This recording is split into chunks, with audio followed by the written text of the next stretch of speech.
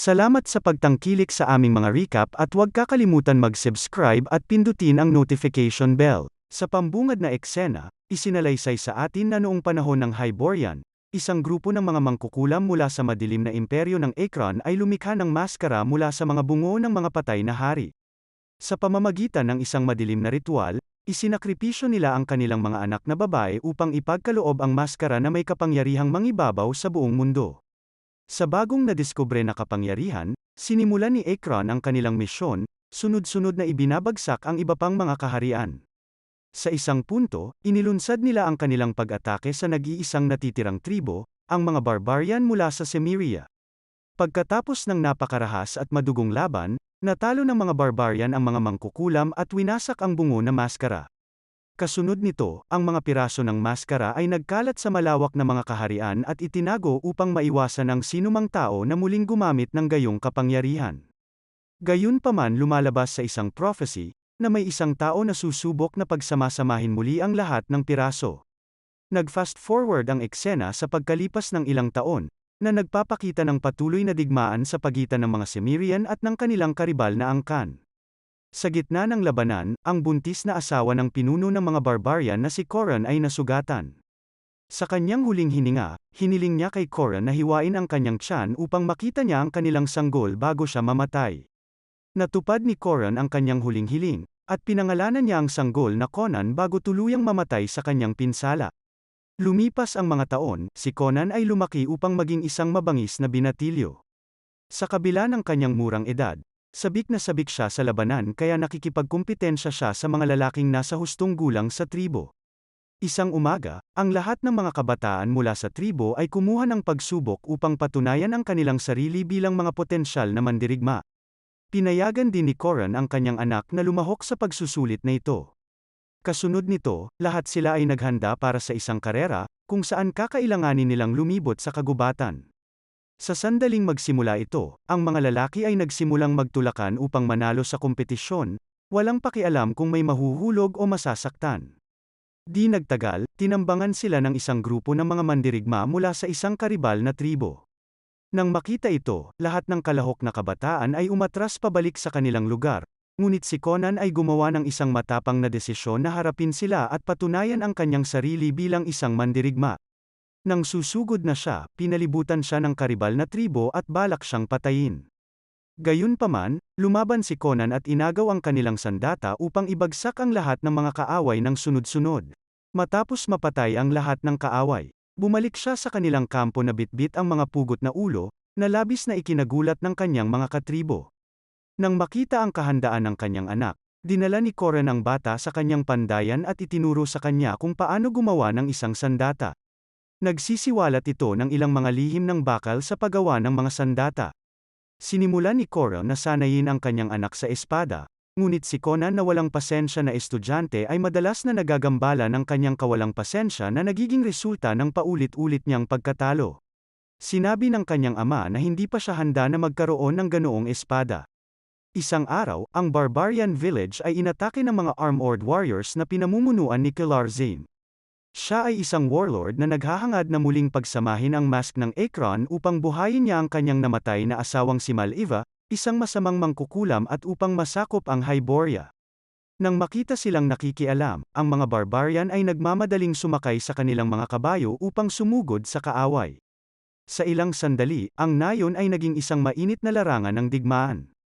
Sa kabila ng pinakamahusay na pagsisikap ng mga barbarian, sa huli ay natalo sila ng napakaraming bilang at tuso na taktika ng kanilang mga kalaban. Si Coran ay dinala sa harap ni Kilar, na hinihingi ang piraso ng maskara na kanyang itinago. Dito, ipinahayag na nakuha na ni Kilar ang lahat ng iba pang mga shards at hinahanap niya ang huling piraso nito. Nang tumanggi si Coran na ibunyag ang anumang impormasyon, siya'y pinarusahan at pinahirapan.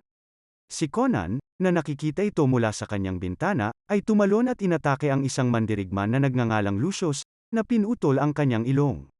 Ginagamit ni Coran ang pagkakataong ito para lumaban, ngunit ang mag-ama ay parehong nahuli. Ang anak ni Kilar na si Mariki ay ginamit ang kanyang espesyal na masamang kapangyarihan upang mahanap ang nakatago na shard. Ngayong nakuha na niya ang gusto niya, itinali niya ang mag-ama sa isang tinunaw na metal na nakalagay sa kaldero na nakasabit sa itaas mismo ng mga ito. Ninakaw ni Mariki ang espada ni Conan, at ang nayon ay nasunog bago umalis ang mga salarin. Ginawa ni Conan ang lahat ng kanyang pagsisikap upang iligtas ang kanyang ama, ngunit si Conan, na alam na hindi niya ito magagawa, ay isinakripisyo ang kanyang sarili upang makatakas ang kanyang anak. Ang isang ulila at nagdadalamhati na si Conan pagkatapos ay humawak ng isang espada mula sa isang tumpok ng mga katawan at nanumpa ng paghihiganti. Kasunod nito, ang eksena ay nag-fast forward sa 20 taon sa kasalukuyan. Si Conan, na ngayon ay isang mersenaryo, ay nagtatrabaho sa isang Zamoran na pirata na nagngangalang Artes. Isang araw, dumating ang dalawa sa lungsod ng Mesantia kung saan sinalakay nila ang isang kampo ng mga alipin at pinalaya ang mga bihag. Pagkatapos ay dinadala nila ang hostage sa isang beach para sa isang pagdiriwang na puno ng musika, kababaihan at alak.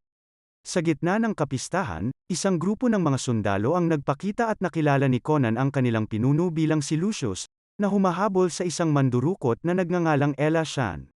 Sa isang matalino na hakbang upang masundan ang mga pumatay sa kanyang ama, sinasadya ni Conan na makipag-away na hinayaan ang kanyang sarili na mahuli kasama si Shan.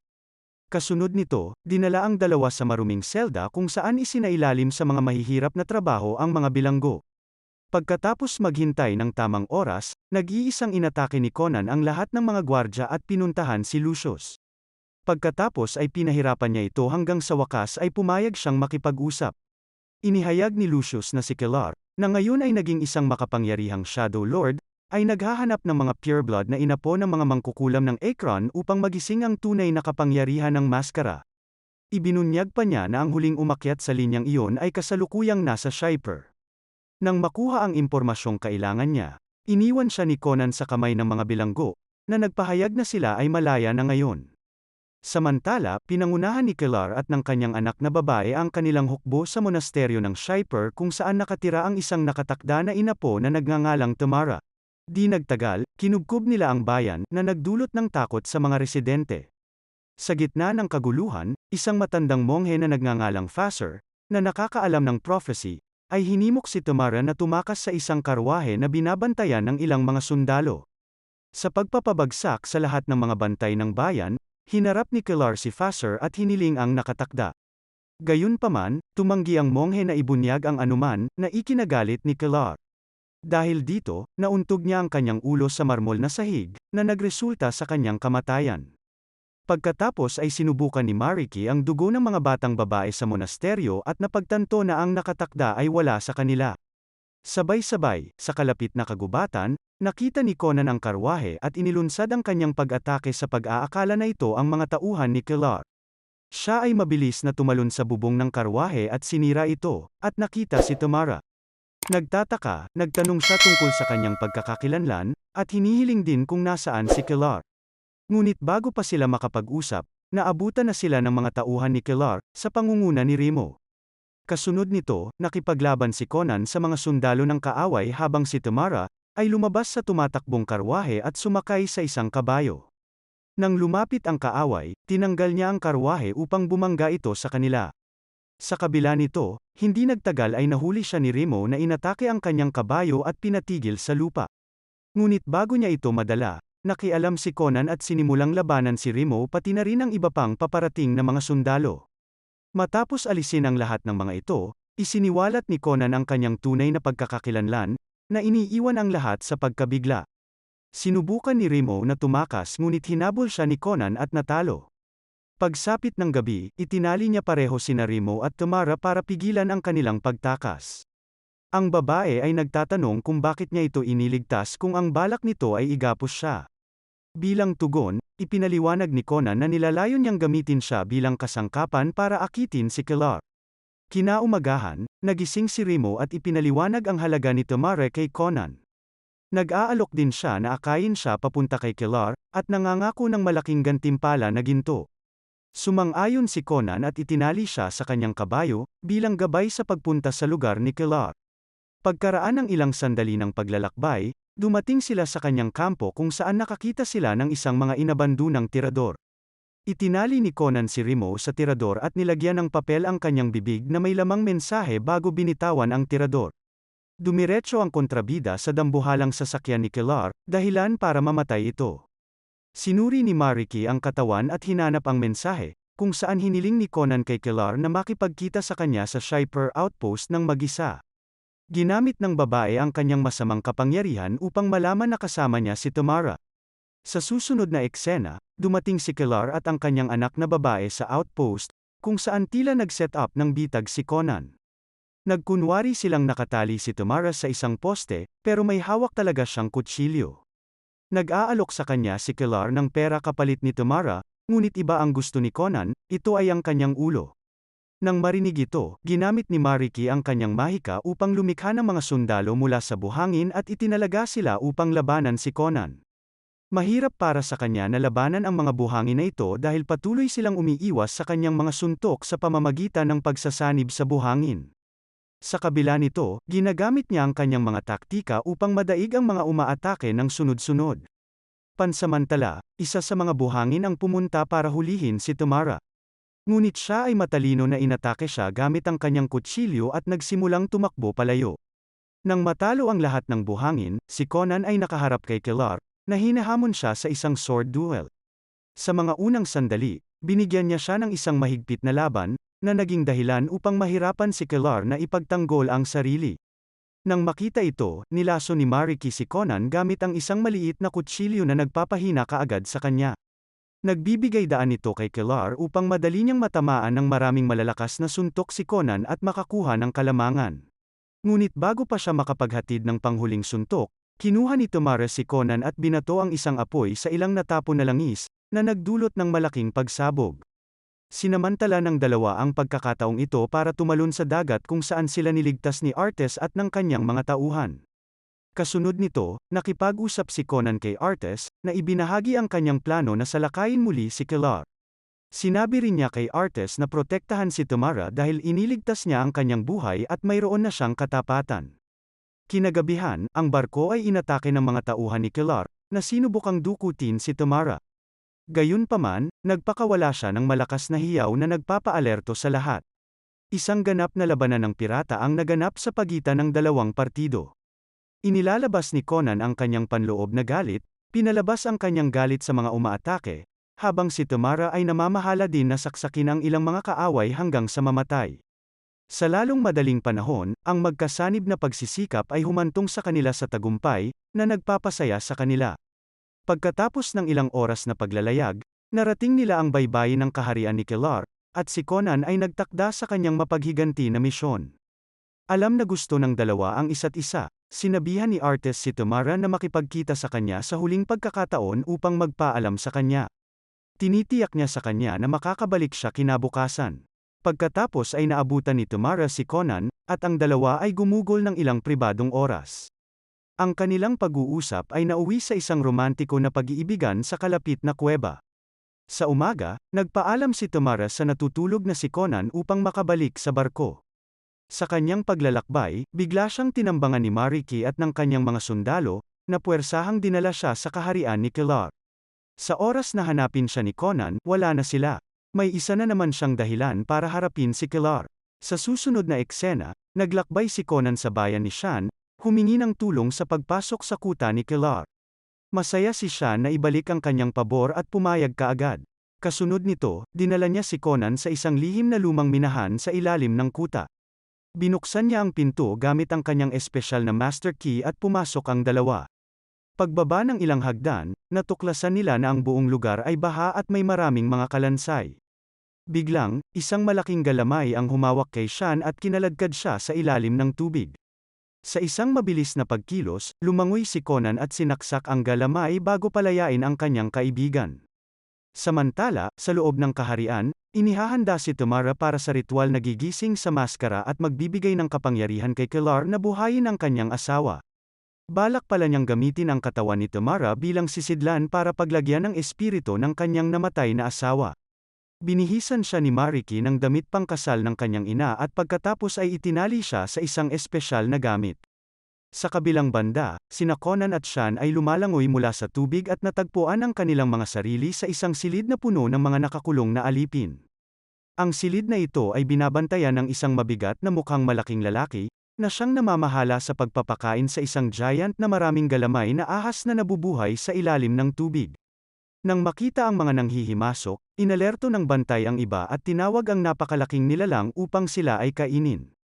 Sa desperado na pagnanais na makatakas, pumasok si Shan sa isang hawla ngunit hindi niya sinasadyang makulong sa loob. Sabay-sabay, nakikipaglaban si Conan sa mga bantay, habang umiiwas din sa mga galamay. Nagawa niyang itapon ang pangunahing bantay sa tubig, na naging dahilan upang kainin siya ng nilalang. Pagkatapos ay pinalaya ni Conan si Shan, at nagpatuloy ang dalawa sa kanilang paglalakbay. Sa pag-akyat nila sa kuta, nakita nila si Tamara na dinadala sa isang bungo na kuweba kung saan isasagawa ang ritual. Nagpapasalamat si Conan sa kanyang kasama at ipinagpatuloy niya ang natitirang bahagi ng paglalakbay ng mag-isa. Sinundan niya si Tamara at pumasok sa kuweba, tahimik na nagpadala ng ilang gwardya sa kanyang daan. Sa puntong ito, si Kilar ay nagdulot ng sugat kay Tamara upang makuha ang kanyang dugo sa maskara. Sa paglapat ng dugo, ang maskara ay nabubuhay, pagkatapos ay isinuot ito ni Kilar. Pagkatapos ay ipinagpatuloy niya ang ritual, na nagpatuloy upang ipatawag ang kaluluwa ng kanyang asawa. Nang malapit nang matapos ang ritual, naglunsad si Conan ng biglaang pag-atake kay Kilar. Sa sandaling iyon, ang kapangyarihan ng maskara ay nagiging sanhi ng pagguho ng buong kuweba. Bumulusok sa kailaliman ang gamit na may hawak kay Tamara ngunit sa kabutihang palad, ang mga patpat sa mga gilid ay nakadikit sa mga dingding. Nang makita ito, tumalon si Conan sa gamit upang iligtas siya, ngunit si Kilar ay dumaan din sa likuran niya. Ito ay humantong sa isang sword fight sa pagitan ng dalawa habang nakatayo sa contraption. Ang kaguluhan ay nagreresulta sa pagkabaligtad ng kagamitan, na naging dahilan upang kumapit ang dalawang mandirigma sa mga tanikala nito. Sinamantala ni Conan ang pagkakataong ito, naabot ni Conan si Tamara at pinalaya siya mula sa kanyang mga pagpigil. Pagkatapos ay tumakbo siya palayo, habang ang dalawang lalaki ay nagpapatuloy sa kanilang tunggalian. Samantala, sinundan ni Mariki ang pabango ni Tamara at sinusubaybayan siya, at nagsimula rin ang away sa pagitan nila. Nakikipagpunyagi si Tamara laban sa superior na lakas ni Mariki na pinalakas ng masasamang kapangyarihan. Dahil dito, sumigaw siya para humingi ng tulong, na nagudyok kay Conan na sumugod sa kanya. Itinulak siya ni Mariki at malapit nang maghatid ng pangwakas na suntok, nang dumating si Conan sa tamang oras. Sa sobrang galit, pinutol niya ang kanyang kamay at itinulak siya ni Tamara hanggang sa kanyang kamatayan. Tumakbo ang dalawa patungo sa kaligtasan ngunit muli silang hinarap ni Kilar. Isang matinding laban ang naganap sa pagitan nilang dalawa. Sa pagkakataong ito, nanaig si Conan at nabawi pa ang espada ng kanyang ama mula sa pagkakahawak ng kontrabida. Gayunpaman, bago siya makatama ng isang nakamamatay na suntok, nag-ambala sila ng mga nahuhulog na bato. Pagkatapos ay kinuha ni Conan si Tamara at sinubukang tumakas sa kuweba. Habang patungo sila sa isang kahoy na tulay, hindi sinasadyang nadulas siya at nahulog sa isang butas. Agad siyang hinawakan ni Conan sa kanyang kadena at sinimulang hilahin siya pataas. Kasabay nito, naabutan ni Kilar at lumapit kay Conan, na nakahawak sa bakal. Pagkatapos ay ipinagpatuloy niya ang ritual at sinimulang ipatawag ang kanyang namatay na asawa. Bilang resulta nito, nagsimulang ang kininang espiritu ng matandang mangkukulam ang katawan ng babae, at si Tamara ay nakiusap kay Conan na bitawan siya. Gayunpaman, ang bida ay hindi handang isuko ang kanyang prinsesa. Nang lumapit si Kilar, ginamit ni Conan ang kanyang espada upang putulin ang isang bahagi ng tulay, na naging sanhi ng pagkahulog ng masamang tao at mamatay. Naantala nito ang ritual, nagbalik si Tamara sa kanyang normal na estado. Pagkatapos nito, ginamit ni Conan ang huli niyang lakas para makuha siya at ang mag-asawa ay nakatakas sa kuweba ilang sandali bago ito bumagsak. Bilang resulta, ibinaba ni Conan si Tamara sa kanyang lugar ng kapanganakan at umalis. Tinitiyak sa kanya na magkikita silang muli. Pagkatapos ay bumalik siya sa kanyang nawasak na nayon upang ipakita sa libingan ng kanyang ama na sa wakas ay naging karapat-dapat na siya sa espada. Dito na nagtatapos ang kwento, sana ay nagustuhan mo ito. Kung hindi ka pa nakasubscribe ay mag-subscribe ka na upang matulungan mo ang channel na ito. Mag-comment ka na rin tungkol sa kwento. Salamat!